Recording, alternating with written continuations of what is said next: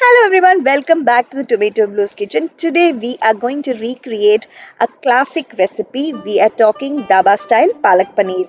Now you may all be wondering what is so different about the regular Palak Paneer that you make at home and a typical Daba style Palak Paneer. This recipe is going to change the way you think about Palak Paneer. Once you try this version, you are not going to go back to making Palak Paneer in any other way, and you simply have to believe me for this because I have been making Palak Paneer in this particular way for a long time now. During my Baroda days, I've eaten umpteen Palak Paneers at alongside almost all the dhabas that dot the Gujarat highways, and each one of them has left an unerasable memory. And I'm just trying to recreate that particular recipe for you all. In fact, I have perfected it over the years, and that's what I'm going to be sharing today. So, to begin with, let's blanch the palak. I am adding 1 teaspoon of sugar to approximately 2.5 liters of water, and I am going to let the water come to a rolling boil. If you can see, the boiling water has bubbles on the surface, and this is the right stage for us to add our chopped palak or spinach. I'm adding 300 grams of chopped palak today. I have removed the palak from the stalks. I have cleaned it, washed it thoroughly, and then I have added it to the boiling hot water. Now, the important thing to remember here is you have to let the palak sit in the boiling water for only exactly 1.5 minutes. This is exactly the amount it takes for the palak to be cooked.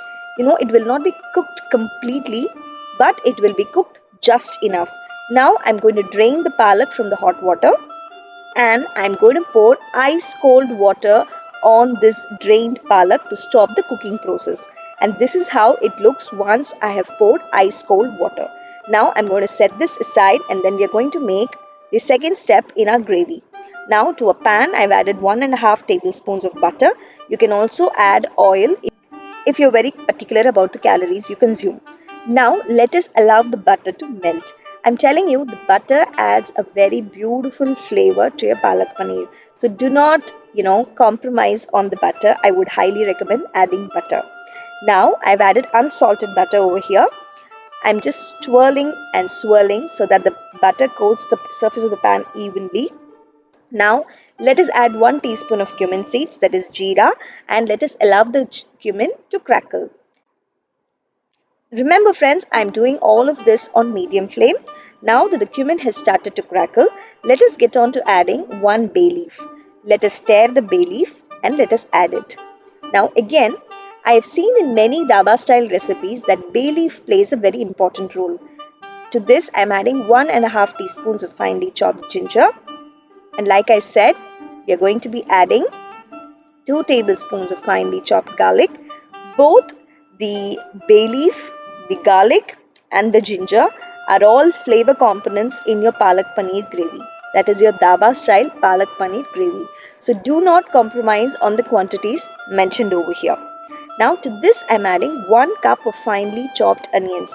I used a 1 large onion for this, and when I chopped it finely it measured 1 cup.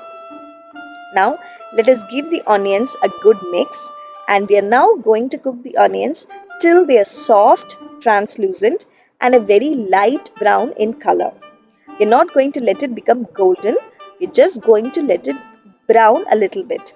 Now I'm adding 1 teaspoon of salt. This is all the salt I will be adding for the entire gravy. Remember, palak has salt on its own. Now let us add 1/8 of a teaspoon turmeric powder, 1.5 teaspoons coriander powder, 3/4 of a teaspoon red chili powder, and 3/4 of a teaspoon garam masala.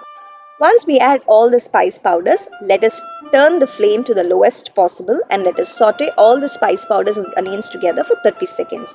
Now let us add 2/3 of a cup finely chopped tomatoes. I basically used one very large tomato, which when it was finely chopped measured up to 2/3 of a cup. Once I add the tomatoes, let us give it a good mix and let us cook the tomatoes till they turn into a mush. Now you can see that the tomatoes are soft, they do not hold shape, and they are almost mushy.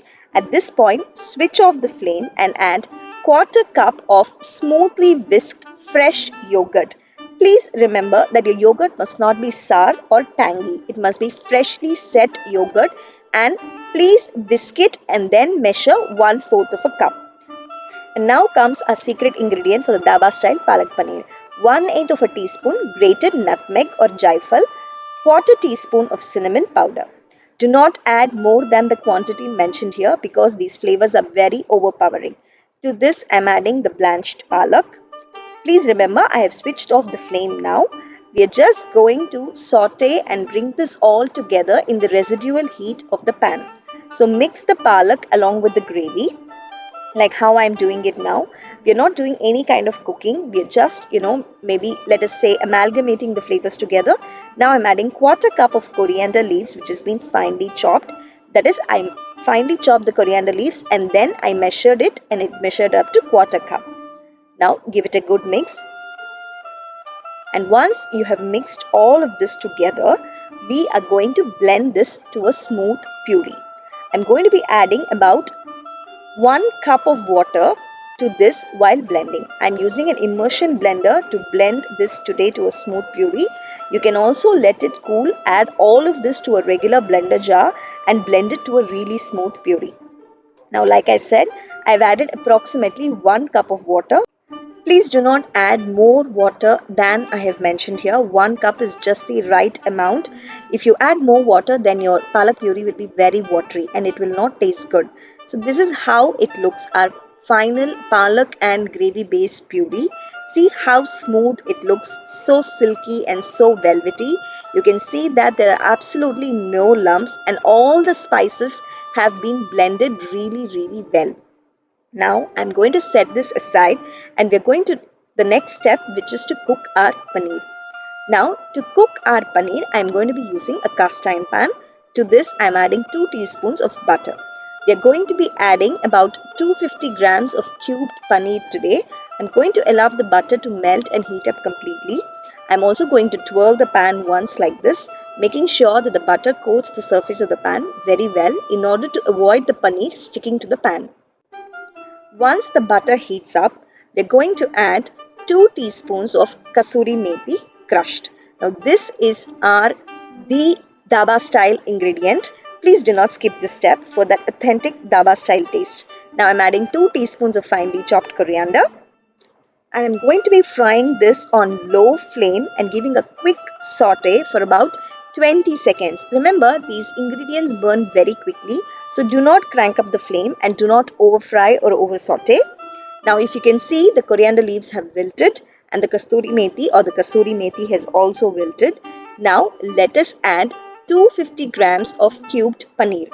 I just used frozen paneer which I thawed in boiling hot water and I completely got rid of all the moisture by spreading them out to dry on a kitchen towel. Once you add the paneer, use a tongs and gently toss them about in the butter, kasuri methi, coriander leaves mixture. Also remember, please keep your flame on low. We are only going to, brown the edges of the paneer. We are not going to fry them completely. We're just going to give them a little bit of texture and flavor. So, like I said, please use a tongs because once you start using a ladle, there's a very good chance that the paneer cubes will break. So, do this very gently on low flame. This takes approximately, you know, 3 to 4 minutes for 250 grams of paneer. Now you can see that the paneer has developed a beautiful slightly golden crust here and there. This is the right stage. I'm going to take it off the flame. Be very patient while you do this because this is going to make or break your dhaba style palak paneer. If you over fry your paneer, then there's a good chance they will become very hard. So now we're going to add the fried paneer to our gravy. Now, like I said, I used frozen paneer. You can use fresh paneer also, but make sure that there is no moisture in your paneer because when there's moisture in the paneer, if you fry it, then they tend to become rubbery and chewy. Now, this is how it looks once we've added all the paneer cubes to our gravy. Now, again, use a turner like this and give it a gentle mix. And we are now going to simmer this on very low flame for about 2.5 minutes. What we are doing here is basically we are trying to infuse the flavors of the gravy into the paneer and vice versa. Because we added kasuri methi and coriander leaves while frying our paneer, we are trying to infuse those flavors into our gravy. And that's it. Our dhaba style palak paneer is ready to be served with some lacha paratha and jeera rice. You can find both the recipes on my website www.tomatoblues.com. In case you do try this dhaba style palak paneer, do not forget to click a picture and share it with us by tagging us on Instagram at Tomato Blues. We'll meet you all soon again with another recipe like this.